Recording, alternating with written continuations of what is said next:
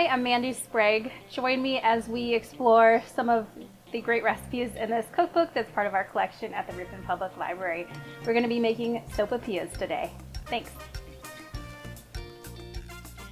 Okay, for this recipe we're going to be using a stand mixer. I'm sure you can also use a hand mixer. It specifically asks for a stand mixer with a dough hook attachment, so we have that ready. We're going to be adding our flour.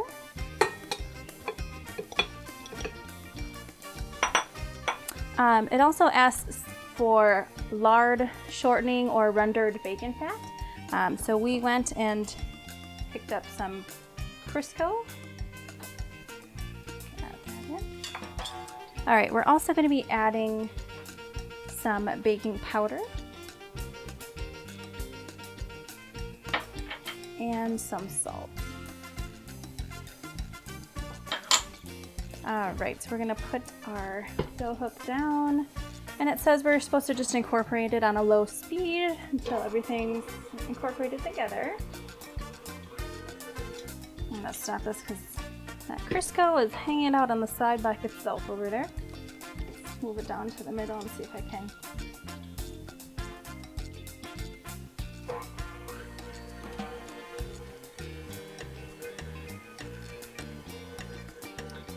All right, that looks good. I'll let that hang out there.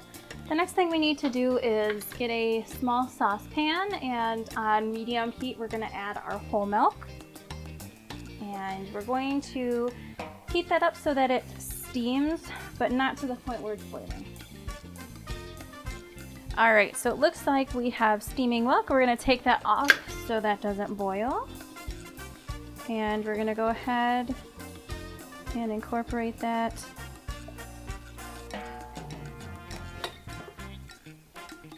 into our dry ingredients. And this is going to be on a medium stirring.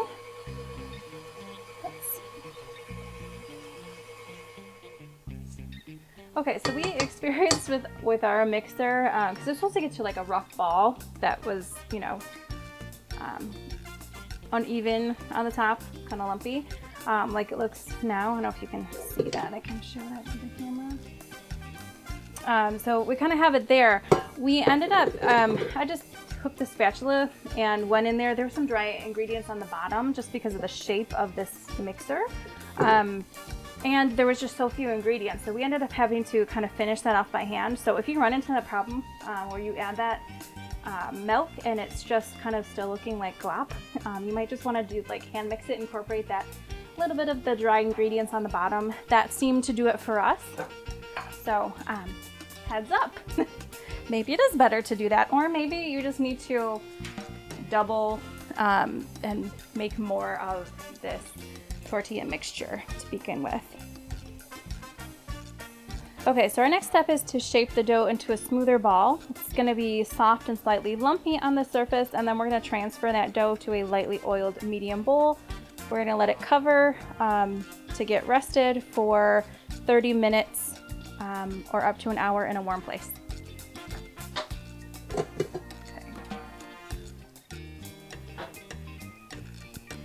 Alright, sorry, I dusted that my other counter here. This looks really soft. I don't know how. There we go. Okay. I don't really want to move it too much because I don't want to knead it. It doesn't say to do that. So I'm going to leave it like that in our grease medium bowl. I have a kitchen towel. And we're going to put that over there, and we're going to leave that in a warm place. Just leave that on top of in there. We'll check back in half an hour. All right, we're back. We missed a little bit of footage, but really it's a blessing. I don't think you guys missed much. All I did was take our dough that had been resting. We cut it up into 8 individual pieces. I was using this utensil, which I don't know what it's called. I know it's for baking. I use it most often for pizza. I make bigger batches of pizza dough and then I cut it up and freeze it that way. It makes for a really easy slicing and dicing to divvy up pieces of dough. So we did that. We lightly floured a working surface, and then we rolled out those pieces of dough approximately 3 inches in diameter. And this is where I say you didn't miss much, because not my forte. So these are my beautiful misshapen pieces, but I don't care as long as they taste good. So we have those ready. The next thing is to prep our surface, prep our oven. We're going to be frying these on the oven, on the stove, and then getting those sprinkled with cinnamon and sugar, and then we can taste those with some honey. So we get that going. So we have our oil heating and ready. So the ideal temperature is 375.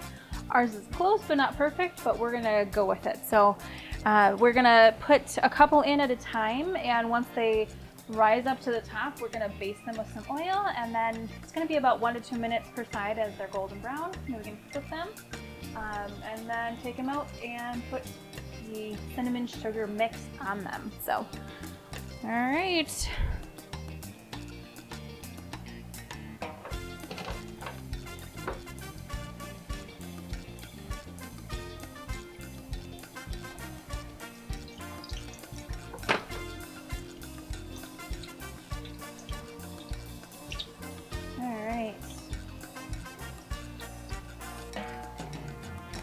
Some nice little bath there.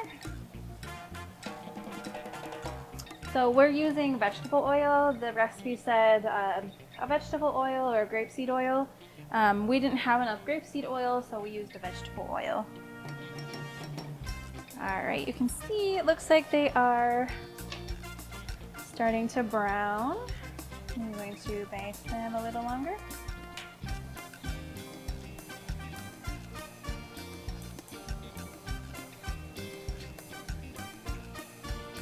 I do have a little baker's rack set up on the side here with some paper towel to set them as they come out so they can absorb some of the oil off of those. I'm seeing it brown on the edges, so I'm just going to check underneath and see what that bottom looks like. Give this just a second here.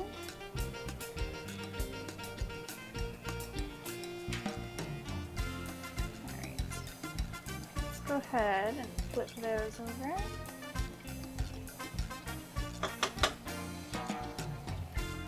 Sopapillas have been one of my favorite recipes for dessert ever since I was a little girl, and I've never made them at home. So I thought this is the perfect time to start.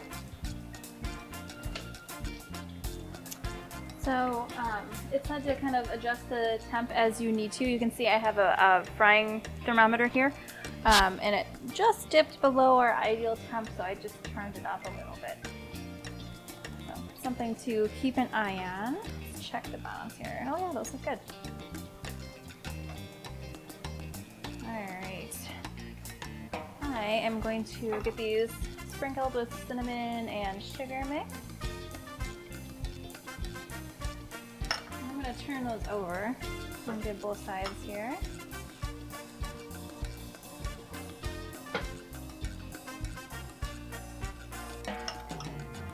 Alright, so let's get some more in.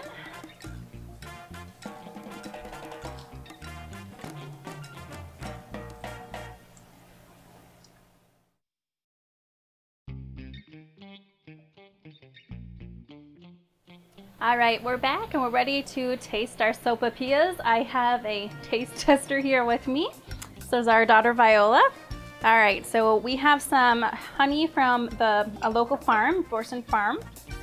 I'm just going to put a little bit of honey on here. Break a piece off to try. Comes up too big. Here, take a bite off.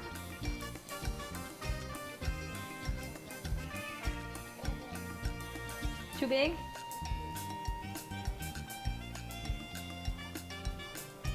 All right, what do you think? Is that yummy?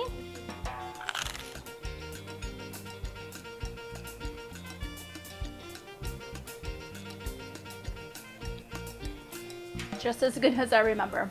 It's Really good. If you guys end up liking this video and you want to check out some more, we did another video from the same cookbook. We did a guacamole recipe, so be sure to check that one out. And if you enjoy these cooking videos and you want us to do some more, be sure to let us know in the comments below. Thanks for joining us. Bye.